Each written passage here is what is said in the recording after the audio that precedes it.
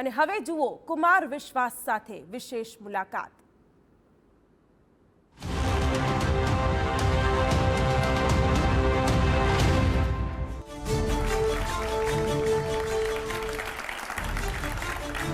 नमस्कार, TV9 भारतवर्ष के इस मेगा शो इन 5 में आप सभी का स्वागत है.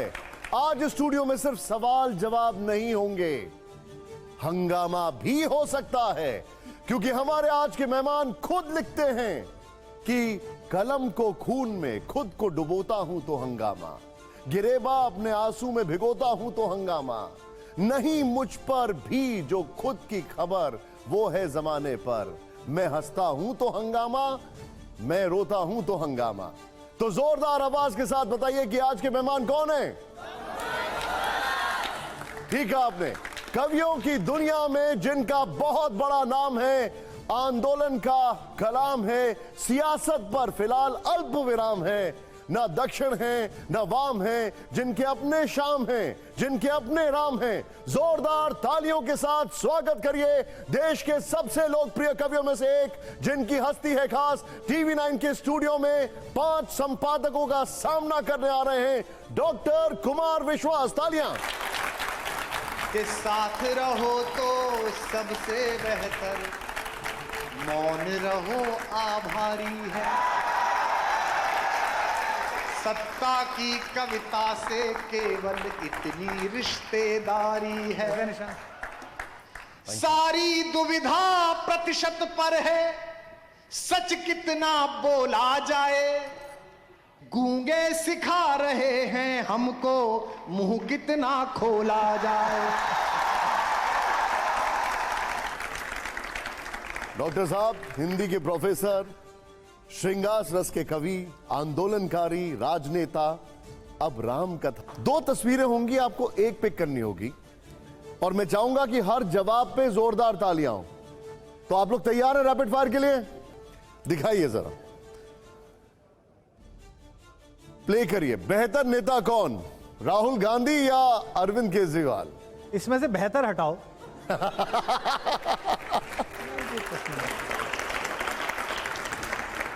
अब बेहतर विचारक कौन, दिखाइए जरा.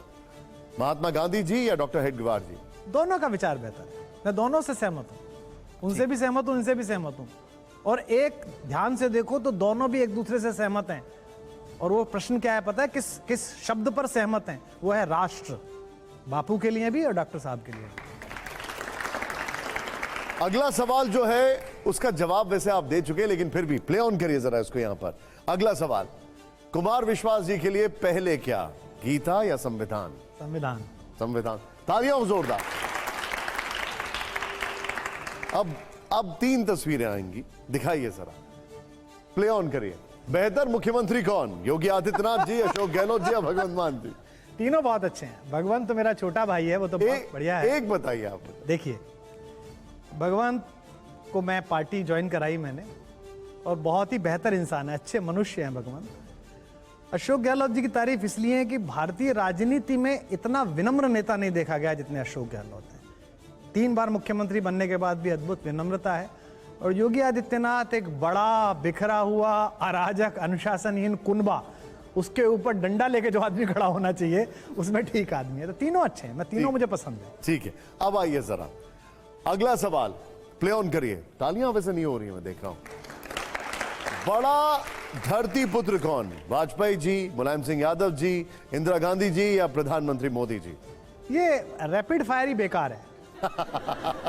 निश्चित रूप से जो भारत का बड़ा विचार है, भारत जिसे कहते हैं, उस विचार में तो आपने क्रम पहले नंबर पे ठीक रखा है. ठीक. आदरणीय अटल जी बड़ा भारत का विचार है. क्रमवार मुझे बता दीजिए.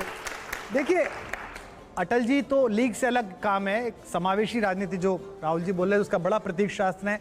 नेताजी इसलिए क्योंकि जमीन की पकड़ के नेता नहीं है, एजेंसी के बनाए हुए नेता हैं कि ये ट्वीट हैशटैग चला दो, ऐसा कर दो, फोटो आप ले लो, इसका ये है.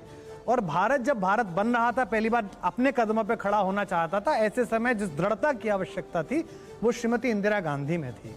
और अब जो वैश्विक भारत है उसमें नरेंद्र मोदी जी की लोकप्रियता अप्रतिम है. अब इसमें बुरा माने कोई भला माने, भाई राजनीति बेटरमेंट के चुनाव का काम है.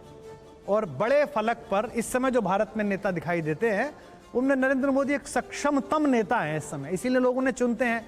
मैं वोट दूं ना दूं इससे क्या फर्क पड़ता है, ये वोट देना दे, लोगों ने चुनते हैं। त्रिवेदी जी, ये नहीं है जो आपके और मेरे जीते रहते हुए, जीवन इसके बाद भी है। मेरे नाम पर मेरा पोता ना थूके और उसका पोता ना थूके, ये भी तो देखना पड़ेगा। ये तो अभी ऐसा निर्णय कर रहे हैं कि इनके नाम पे औलादें थूकें, आंदोलन में लोग निकलने को तैयार ना हो, तो क्यों ऐसा करवाना चाहते हैं? नीचता है, गलत प्रसंग है, कहां राम में आप ये सब चीजें ले आते हैं। बढ़िया।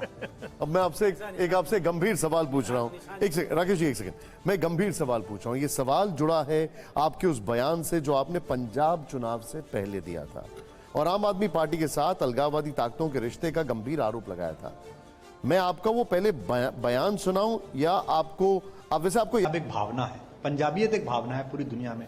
ऐसे में एक ऐसा आदमी जिसने एक समय में मुझे ये तक कहा था, जब मैंने उसको कहा कि ये जो फ्रिंज एलिमेंट है, जो अलगाववादी संगठन है, जो खालिस्तानी मूवमेंट से जुड़े हुए लोग हैं, इनका साथ मत ले पिछले चुनाव में, और उसने कहा था कि नहीं हो जाएगा, चिंता मत कर। और कैसे चीफ मिनिस्टर बनेगा तो उसने उसका फार्मूला भी बताया था कि ऐसे ऐसे भगवंत को और फुल्का जी को लड़वा दूंगा और मैं पहुंच जाऊंगा। और आज भी वो उसी पथ पे है, मानो मत मानो, और नहीं भी है तो वो पपेट बिठा लेगा, कोई कुछ कर लेगा वो कुछ काम। तो ऐसे में उसने मुझे इतनी भयानक बातें बोली जो कि सबको पता है, पंजाब में सबको पता है। कि एक दिन तो मुझसे कहता है कि तू चिंता मत कर, या तो मैं एक स्वतंत्र सूबे का मुख्यमंत्री बनूंगा।